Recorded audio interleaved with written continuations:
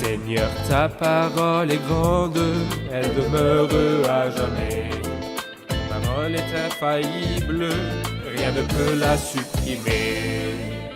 Bienvenue à vous, chers spectateurs, et à tous les spectateurs du monde entier dans un nouvel épisode de l'émission d'études quotidiennes Toute la Bible, dans laquelle, par la grâce du Seigneur, nous étudions tous les livres de la Bible, de la Genèse à l'Apocalypse. Et j'espère de tout mon cœur qu'elle sera une véritable bénédiction pour vous et pour tous les spectateurs partout dans le monde, comme je reçois de partout des messages témoignant que l'émission a ouvert la Bible devant nous et pour la première fois nous apprenons des faits que nous ne connaissions pas auparavant. Nous sommes donc très heureux d'être vos invités chez vous aujourd'hui et d'être une source de bénédiction pour vous si vous ouvrez la Bible et que vous nous suiviez dans notre étude. Nous avons atteint dans notre étude du livre de Job, le premier des livres poétiques de l'Ancien Testament, le chapitre 4. Permettez-moi en début d'épisode de souhaiter la bienvenue à mes invités qui font l'honneur d'être avec nous dans le studio. Dr Fayez, bienvenue. Merci. Dr Adel, bienvenue. Merci beaucoup. Nous souhaitons également la bienvenue à nos invités qui nous accompagnent. Dr Fayez, je vais lire quelques versets du chapitre 4 et je reviendrai vers vous avec une question. Eliphaz de Théman prit la parole et dit « Si l'on tente de te dire un mot, le supporteras-tu ? Mais comment serait-il possible de garder le silence ? Tu as donné de nombreux avertissements, tu as fortifié les bras qui se baissaient, tes paroles ont relevé ceux qui trébuchaient, tu as affermi les genoux qui pliaient, et maintenant qu'il s'agit de toi, tu es abattu, maintenant que tu es atteint, tu es bouleversé, ta crainte de Dieu ne devrait-elle pas être ton soutien, ton espérance, n'est-ce pas l'intégrité de ta conduite ? Cherche donc dans ton souvenir quel est l'innocent qui est mort. Où a-t-on vu disparaître les hommes droits ? Pour ma part, voici ce que j'ai vu, ceux qui labourent l'injustice et qui sèment le malheur en récoltent les fruits. Ils sont détruits par le souffle de Dieu, ils sont exterminés par le vent de sa colère. Le lion a beau rugir, le fauve a beau gronder, les dents des lionceaux sont brisées.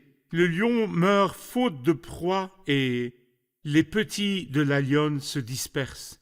J'aimerais que vous me donniez une idée sur la signification du nom d'Éliphaz le Thémanite, ainsi que la signification des noms de certains autres amis.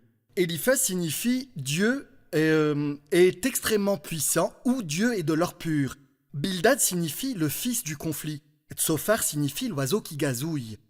Pas l'oiseau qui chante, car l'oiseau qui chante vibre de belles mélodies. Mais Tsophar était comme un oiseau qui émet des sons sans donner de mélodie, car c'est exactement ce que faisait Tsophar. Il disait des mots, mais ces mots ne produisaient pas de mélodie, des mots qui ne contenaient pas de message. Mais Eliphaz veut dire Dieu. Eliphaz signifie Dieu est de l'or pur. Dieu est de l'or pur. Sans ce qui défaut. signifie que Dieu est juste sans défaut. Oui. Parfait. Bildad signifie le fils du conflit.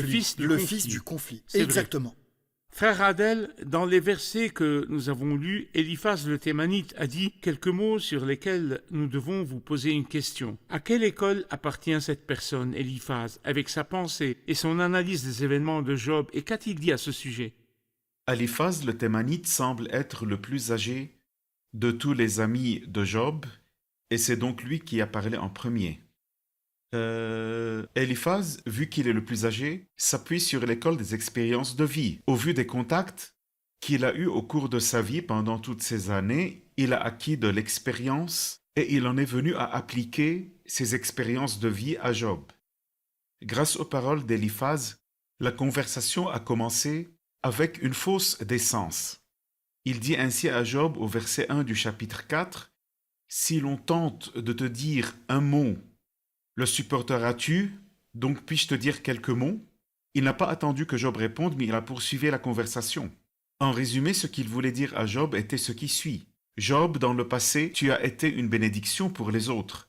Tes paroles étaient une source d'encouragement pour ceux qui étaient dans la détresse. » Ainsi, il lui dit au verset 3, « Tu as donné de nombreux avertissements. » Puis, au verset 4, « Tu as fortifié les bras qui se baissaient. » C'est-à-dire, tu donnais des conseils à ceux qui se trouvaient dans une situation difficile et tes paroles étaient une bénédiction pour lui. Pourquoi ne peux-tu pas, alors que tu es dans la détresse, bénéficier des paroles que tu as dites aux autres ? Pourquoi ne peux-tu pas appliquer ces paroles pour qu'elles soient une bénédiction pour toi ? Très bien. Frère Fayez, j'ai besoin que vous nous donniez aussi d'autres commentaires pour expliquer certaines paroles d'Eliphaz. Il parle ici de ce que Job a fait avec les autres. J'aimerais que vous nous éclairiez à ce sujet. Je remarque que le mot qui est répété par Éliphaz le Thémanite dans ses discours, qui d'ailleurs prend la parole à 3 reprises, une fois au chapitre 4, une fois au chapitre 15 et une fois au chapitre 22, les mots répétés étaient « j'ai vu » et « j'ai su ». C'est-à-dire, je découvre et je sens les faits grâce à mes expériences personnelles, comme nous l'a dit Dr Adel. Il s'appuie donc sur l'école de l'expérience personnelle. Je suis un vieil homme, les jours et les nuits m'ont beaucoup appris. Ce qui vous arrive est le résultat d'un péché.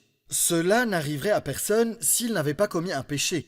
Et il démontre par ses expériences personnelles que Job a commis un péché. Par exemple, il dit « Cherche donc dans ton souvenir quel est l'innocent qui est mort, où a-t-on vu disparaître les hommes droits ?» Cela ne s'est jamais produit et tu le sais, qu'aucun innocent a péri. C'est notre expérience qui en témoigne. Et je proteste à ce sujet parce que ta propre expérience le dit. Par contre, l'expérience de quelqu'un tel qu'Asaph dit « Car j'étais jaloux des vantards en voyant le bien-être des méchants. » Et l'expérience de David dans le psaume 37 dit « J'ai vu l'homme violent dans toute sa puissance, il s'étendait comme un arbre verdoyant. » Et l'expérience de Jérémie dans Jérémie 12 « Tu es trop juste, Éternel, pour que je lance des accusations contre toi. Je veux néanmoins parler de justice avec toi. Pourquoi la voie des méchants conduit-elle au succès ?» Éliphaz veut prouver par là que Dieu punit le pécheur. Et l'expérience des autres dit que parfois la vie du méchant est brillante, luxueuse et réussie. Alors, qui dois-je croire ? Dois-je croire Éliphaz le Thémanite ou David et Jérémie ? Je ne croirai aucun des amis de Job parce qu'aucun d'eux n'a fondé ses paroles sur la parole de Dieu. Et ils appliquent les choses de manière erronée. Éliphaz le Thémanite affirme que Dieu est contre les pécheurs. Eh bien, qu'est-ce que David et Job ont à voir avec les pécheurs ? Puisque tu es maintenant dans la détresse, c'est que tu as commis un péché et Dieu est contre toi. Il ne sait pas que Dieu met à l'épreuve l'homme droit. Cette situation est différente de celle dont vous parlez. Vous parlez de Dieu contre les auteurs d'iniquité. Dans cette situation, Dieu met à l'épreuve l'homme droit. Mais il veut appliquer ces paroles à Job en tant qu'auteur de l'iniquité. Il raconte donc son expérience. « Cherche donc dans ton souvenir quel est l'innocent qui est mort. » Nous lui répondons que le juste Abel a péri innocent par la main du méchant Caïn et Naboth de Jizréel. Exactement. Et le Seigneur Jésus-Christ. Je parle de la mort dans la chair par la main des méchants. Vous pouvez donc appliquer votre expérience à vous-même, mais vous ne pouvez pas la généraliser et l'appliquer aux autres. Merci, nous allons faire une pause et puis nous revenons répondre à une question du public. Chers spectateurs, je vous retrouve après la pause. Restez avec nous. Éliphaz a tenté de parler avec décence, mais malheureusement, ce fut une fausse décence. Il dit à Job, « Autrefois, lorsque tu étais dans l'abondance et la prospérité, tu étais comme une tour de force pour les autres. Tu leur donnais des conseils et tu les guidais sur ce qu'il fallait faire. Mais maintenant, tu es confronté à une situation particulière et tu t'es isolé. N'appliques-tu pas les conseils que tu as donnés aux autres à toi-même? Je pense que c'est le problème de la majorité aujourd'hui, car il est facile pour nous de donner des conseils, et comme nous sommes doués pour apporter des solutions aux autres.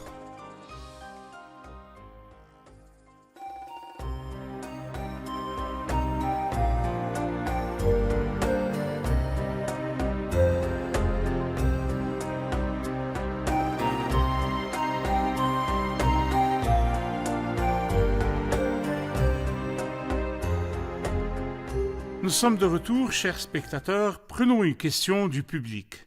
Allez-y. Ici, Éliphaz a fait ce que la plupart des gens essaient de faire lorsque nous voyons un croyant en difficulté. Nous essayons de lui rappeler qu'il doit essayer de rester debout car lui-même était une source d'encouragement. Quelles sont les limites lorsque je vois un croyant tomber ou quelqu'un dont je ne m'attendais pas à ce qu'il ait un problème de ce genre ou qu'il trébuche? Quelles sont les limites de mes paroles? Dois-je lui rappeler de ce qu'il a fait ou simplement me taire et l'encourager à regarder le Seigneur?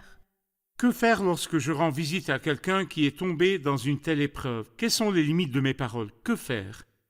D'ailleurs, il ne l'encourageait pas par ses paroles, mais Éliphaz faisait des reproches à Job. Il lui dit, autrefois tu conseillais les autres, maintenant tu n'es pas capable d'appliquer ces paroles à toi-même dans cette situation. Je pense que lorsque son frère est dans le pétrin, le croyant spirituel doit le prendre par la main pour le détourner du problème lui-même et le rapprocher davantage de Dieu. Très bien. L'aider à être en communion avec Dieu et à détourner son regard de l'épreuve. C'est vrai. Je vais vous parler d'une expérience personnelle. À mon avis, lorsqu'une personne tombe comme Job et se trouve abattu lors d'une épreuve, le visiteur ne devrait pas parler, mais plutôt se mettre près de lui, le toucher doucement. S'il se tenait avec lui, mettait sa main sur son dos, pleurait avec lui alors qu'il pleurait, s'agenouillait à côté de lui et priait avec lui, ce langage serait plus fort que n'importe quel mot.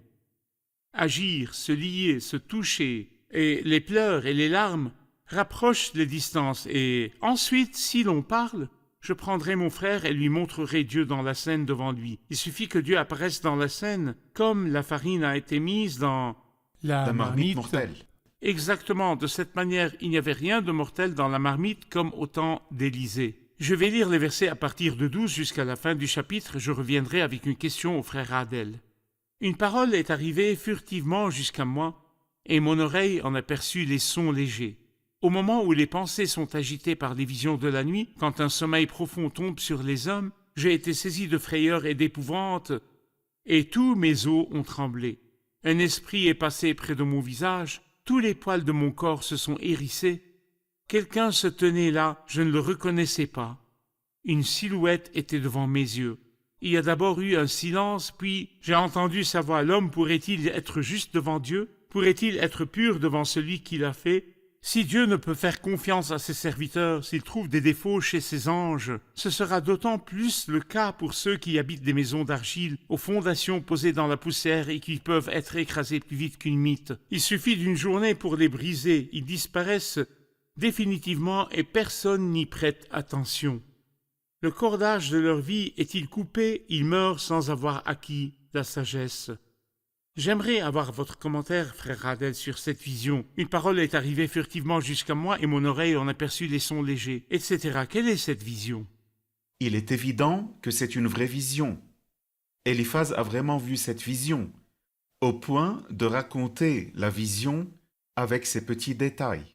Un esprit est passé près de son visage pendant la nuit, alors que les gens dormaient. Il n'a rien vu, il n'a pas vu de trait spécifique, mais il a entendu la voix qui a posé au verset 17 la question interrogative. L'homme pourrait-il être juste devant Dieu? Pourrait-il être pur devant celui qui l'a fait? C'est une vérité. Mais je pense que Job le savait aussi.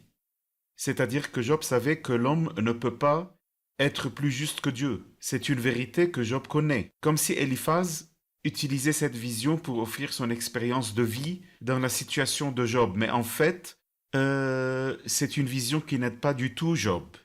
Comme il est dit, une montagne a donné naissance à une souris. Nous devons apprendre dans différentes situations à avancer les mots justes. Une parole dite à propos est agréable. Le contenu de la vision est un contenu très respectable qui décrit la justice de Dieu et sa supériorité sur la justice de l'homme, mais il n'est pas adapté à sa situation. Comme vous le dites, un médecin propose un traitement et des médicaments très respectables, mais il n'est pas adapté à la situation de Job. Chers spectateurs, nous allons faire une pause et nous reviendrons pour répondre à une question du public. Nous nous retrouverons après la pause.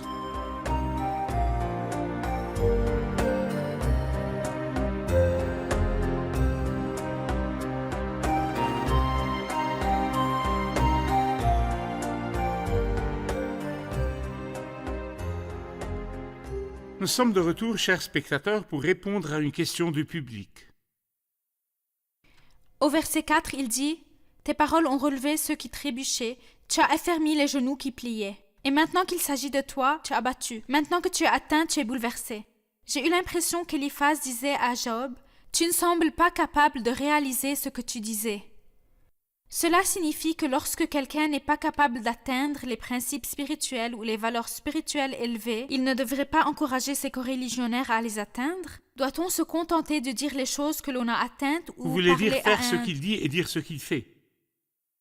Nous avons besoin d'une réponse. C'est comme si Eliphaz le Thémanite disait à Job « Médecin, guéris-toi toi-même. Tu as toujours aidé les autres, mais il est clair que tu disais des mots que tu n'appliquais pas à toi-même. » Alors, en premier lieu, applique les belles paroles que tu as prononcées à toi-même déjà. Tu ne bénéficies pas des mots que tu as utilisés pour nous enseigner. C'est vrai. Et disons aussi que toute personne, lorsqu'elle agit, doit agir en fonction de ce qu'elle dit et doit parler en fonction de comment elle agit. C'est ce que Nermine a essayé de dire. Le discours est plus efficace lorsqu'il provient d'une expérience vécue. Et quand je tombe dans la même épreuve, je me souviens de ce que je disais aux autres, de peur d'agir de façon contraire à ce que je disais ou de faire tomber les autres. Mais la vérité est que ce discours ne s'applique pas à Job, parce que l'expérience Est de Job différente. est une expérience extraordinaire. Elle est différente. Nous ne parlons pas des principes énoncés Oui. par Eliphaz. Oui. Et Bon. si j'enseigne quelque chose que je n'ai pas expérimenté, ce seront des paroles vaines. Ça Exactement. ne touche pas le cœur. C'est vrai. Mais quand je n'aurai fait l'expérience, ça touchera le cœur et changera la personne. En fait, je ne peux pas commencer par le chapitre 5 et passer certains points du chapitre 4. Je voudrais revenir sur les paroles d'Eliphaz. Permettez-moi de déduire quelques principes. Pas dans le cas actuel de Job, mais lorsqu'il dit à Job dans le passé « Tu as donné de nombreux avertissements, tu as fortifié les bras qui se baissaient, tes paroles ont relevé ceux qui trébuchaient, tu as affermi les genoux qui pliaient. » Peu importe si Eliphaz accuse Job d'avoir fait cela et d'avoir échoué maintenant, mais dans quelle mesure jouons-nous un rôle auprès de nos frères et sœurs? Nos paroles soutiennent-elles celui qui trébuche et renforcent-elles les genoux pliés? Dans quelle mesure nos paroles ont-elles un effet négatif ou positif sur les gens? Partagez avec nous ce qui nous est demandé. Les paroles du croyant doivent servir à l'édification. Et l'édification signifie que je présente le Seigneur Jésus-Christ dans toutes ses capacités de réconfort et d'encouragement, indépendamment de mes capacités personnelles ou de mes expériences de vie. Je ne prêche pas à propos de moi, de ce que j'ai fait ou de ce que j'ai vécu. J'applique mes expériences personnelles à moi-même. J'en profite moi-même. Mais je ne peux pas les appliquer aux autres. Et nos paroles, même en chair, doivent être un motif d'encouragement pour beaucoup, c'est-à-dire que le fouet n'est pas la solution. Nos sœurs et nos frères souffrent-ils? Oui. Les croyants sont faibles partout? Oui. Mais qui a dit que je devais toujours utiliser un fouet sur le dos de mes frères et sœurs pour les aider? Quand je suis à leurs pieds et que je les lave, quand je les atteins moralement et que je les relève en les soutenant et en les supportant, c'est plus efficace que d'utiliser le fouet avec mes frères et sœurs. C'est pourquoi il dit « Tu as fortifié les bras qui se baissaient. Tes paroles ont relevé ceux qui trébuchaient, tu as affermi les genoux qui pliaient. » Permettez-moi d'aller au chapitre 5. Je vais lire quelques versets du chapitre 5 et je reviendrai avec une question au docteur Fayez. Crie donc, mais y aura-t-il quelqu'un pour te répondre? Vers lequel des saints te tourneras-tu? C'est l'exaspération qui tue le fou, c'est la jalousie qui fait mourir l'ignorant. J'ai vu le fou prendre racine et soudain j'ai voué son domaine à la malédiction. Ses fils s'éloignent du salut, ils sont écrasés à la porte de la ville sans personne pour les délivrer. Sa moisson est dévorée par des affamés qui viennent l'enlever jusque dans les ronces, et un piège guette ses richesses. De fait, l'injustice ne sort pas de la poussière, et le malheur ne pousse pas du sol. L'homme est né pour souffrir, tout comme les étincelles s'élèvent pour voler. Docteur Fayez, j'aimerais avoir un commentaire sur ces mots. En réalité, ce sont des mots très durs, comme si Eliphaz le Thémanite versait de la soude caustique ou de l'eau chaude sur les plaies de l'homme déjà blessé. Il le décrit comme étant fou, et le décrit parmi ceux qui labourent l'injustice et qui sèment le malheur. Et la preuve qu'il commettait un grand péché est lorsqu'un jour il lui dit « Ils sont détruits par le souffle de Dieu, ils sont exterminés par le vent de sa colère ». Et je pense qu'il désigne par ces mots ces enfants qui étaient rassemblés dans une maison, et le vent souffla et la maison tomba et ils moururent. Il fait référence au sort des mauvaises personnes et des fous. Mais ce discours ne s'applique pas à cet homme. Dieu examine l'homme juste. Il ne s'agit pas de folie ni de méchanceté. Il s'agit d'un homme honnête, juste et intègre. Pourquoi lui appliquer ces mots? Au chapitre 5, il lui dit « J'ai vu le fou ». Il le décrit en disant « Tu es comme n'importe quel fou ». Parole blessante. J'ai vu le fou prendre racine et soudain j'ai voué son domaine à la malédiction. Tu avais tant et tant, mais soudain, tout a basculé. Ses fils s'éloignent du salut. Il lui rappelle encore une fois ses enfants qui sont morts. Ils étaient à la maison, ils sont morts. Ils sont écrasés à la porte de la ville sans personne pour les délivrer. Tout cela prouve que tu es un homme qui a fait une énorme erreur et c'est pourquoi Dieu est contre toi. Il essaye de le prouver par n'importe quel moyen, en se basant sur son expérience personnelle. Mon expérience dans la vie dit que ce qui t'arrive n'arriverait pas à moins que tu ne sois un pécheur. un homme fou qui a planté une plante terrible. Et donc tu dois te repentir de ton péché. Il n'y a pas de fumée sans feu. Et nous voyons tout ce qui t'arrive. Alors repens-toi de ton péché. Ces mots ne s'appliquent pas à l'homme intègre et droit qui craint Dieu et qui se détourne du mal. Le problème ici n'est pas que Dieu punit le pécheur et se positionne contre lui. C'est une question totalement différente. La question est que Dieu met à l'épreuve l'honnête. Et il s'agit ici d'une personne honnête et juste que Dieu met à l'épreuve et fait briller. C'est vrai.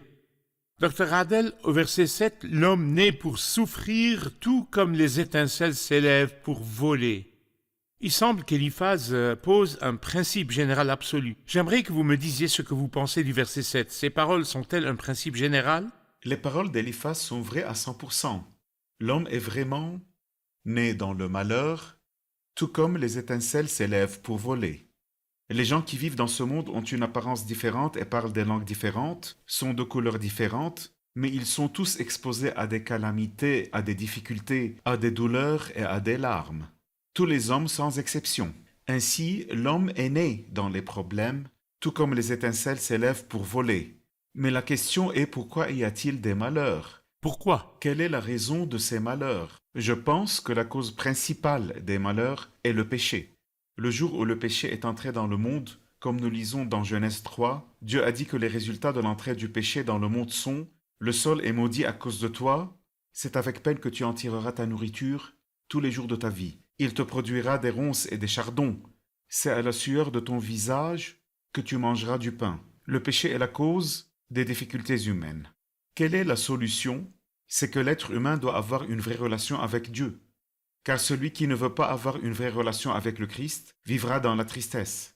Beaucoup de douleurs sont le lot du méchant, et passera d'une peine à une autre, la plus dure étant les temps brûlants de feu et de soufre. Mais le croyant qui accepte le Christ comme sauveur, est-ce qu'il n'aura pas de douleur dans sa vie? Non, il y aura de la douleur dans sa vie, car beaucoup de malheurs atteignent le juste, mais l'Éternel l'en délivre toujours. Même dans la douleur, il sera élevé au-dessus de la douleur. Heureux ceux qui trouvent leur force en toi, ils trouvent dans leur cœur des chemins tout tracés.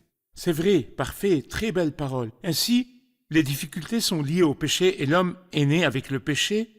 Et la race humaine partage ce trait, oui. Car depuis ma naissance, je suis coupable. Quand ma mère m'a conçu, j'étais déjà marqué par le péché. Mais il y a de l'espoir lorsqu'une personne accepte le Christ, il passe de l'épreuve au plaisir de la vie éternelle, à l'ombre du Seigneur Jésus-Christ. Et je pense que ce discours s'applique à l'être humain. Permettez-moi de rappeler aux téléspectateurs les paroles qu'ils ont prononcées plus tard. Ils lui ont dit « L'être humain, né de la femme, sa vie est courte mais pleine d'agitation. » Il ne parle pas des croyants, mais de l'homme né d'une femme. Le vrai croyant n'est pas un homme né d'une femme. Nous ne sommes pas nés d'une femme. Tout vrai croyant qui a connu le Christ comme sauveur et rédempteur est né de Dieu, de l'eau et de l'esprit. Il est devenu un enfant de Dieu et le Saint-Esprit vit en lui. Cette description ne s'applique plus à lui. Désormais, nous sommes des enfants de Dieu et la vie de l'homme né de Dieu n'est pas de courte durée. Il nous est promis de vivre éternellement. Et cette vie n'est pas pleine d'ennuis. Nous sommes promis des bénédictions spirituelles dont nous jouissons dès maintenant. Et nous entrerons dans la pleine jouissance lorsque le Seigneur viendra et que nous enlèverons les corps dans lesquels nous vivons pour être revêtus de corps glorieux. Ainsi, même ce discours, l'homme est né dans le malheur, oui, mais ce discours ne s'applique pas à Job parce que c'est un croyant pieux. Et selon le témoignage du Saint-Esprit, et du Seigneur à 2 reprises, cela ne s'applique pas à Job. Parfait. Ce sont de très belles paroles. Il est certain que le public a des interventions. Quand j'étudie la Bible seule, je n'arrive pas à bien reconnaître ce que je peux tirer comme principe et ce que je ne peux pas tirer comme principe. Dans ce dialogue, par exemple, nous comprenons que ce que dit cette personne n'est pas juste, pourtant il y a des principes dans son discours qui sont justes. C'est une question très importante et il est bon d'en discuter et de terminer l'épisode avec. Il est possible qu'il y ait de nombreuses discussions et théories différentes de la part des amis de Job. Alors, quelles sont les théories que nous pouvons retenir et dire « voici les principes avec lesquels nous vivons ». Comme nous le lisons dans l'Ecclésiaste, nous découvrons des points de vue philosophiques sur le sens de la vie et de l'existence. S'agit-il de points de vue bibliques ou des opinions humaines? Donnez-nous donc une clé, car en étudiant le livre de Job, nous trouverons différentes théories et différentes conversations. Quels sont les principes que nous décidons d'adopter avec certitude, sans les classer comme des simples pensées humaines enregistrées dans la Bible? Je pense que je devrais savoir qui a parlé et à qui il s'est adressé. Ainsi, si Éliphaz le Thémanite ou Bildad le Shuhachite ou Tsophar le Naamatite ont dit des opinions, Je ne peux pas considérer cela comme une inspiration. Ils disent des opinions. Je me souviens que j'ai utilisé un verset à plusieurs reprises et que j'ai découvert que je l'utilisais à tort. J'avais l'habitude de dire « l'eau volée est douce et le pain mangé en cachette est agréable ». La Bible dit ici que le péché est agréable, c'est-à-dire qu'il procure un plaisir temporaire, mais à la fin, il pique comme un serpent. Au début, l'eau volée est douce et le pain mangé en cachette est agréable. C'est ce que dit la Bible. Mais quand j'ai lu qui a dit cette phrase, j'ai découvert qu'il s'agissait de la femme bruyante qui ne sait rien, la femme infidèle, qui dit à l'homme dépourvu de bon sens « Viens car l'eau volée est douce et le pain mangé en cachette est agréable ». C'est son opinion sur le Je ne peux pas prendre péché. ces mots et dire que la Bible le dit. C'est son opinion sur le péché. Ce n'est pas l'opinion de la Bible, mais elle n'a fait qu'enregistrer ce qu'elle a dit.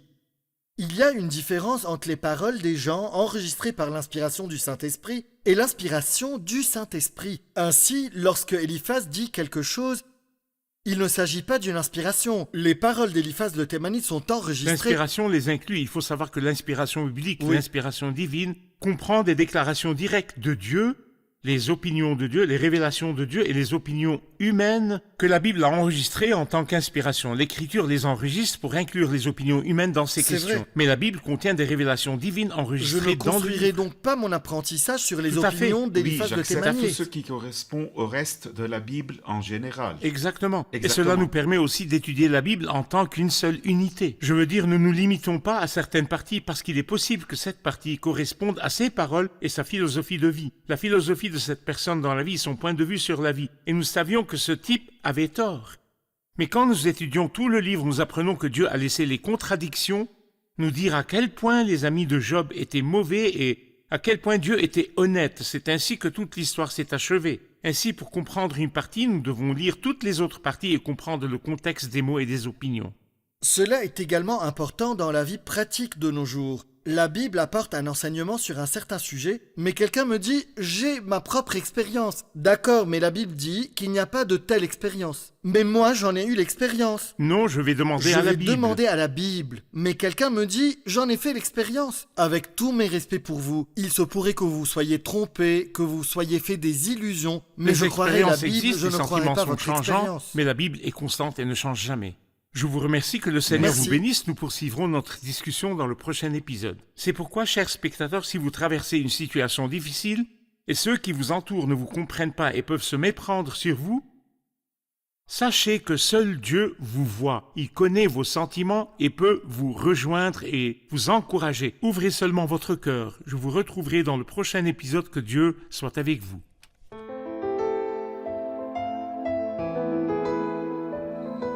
Seigneur, ta parole est grande, elle demeure à jamais. Ta parole est infaillible, rien ne peut la supprimer.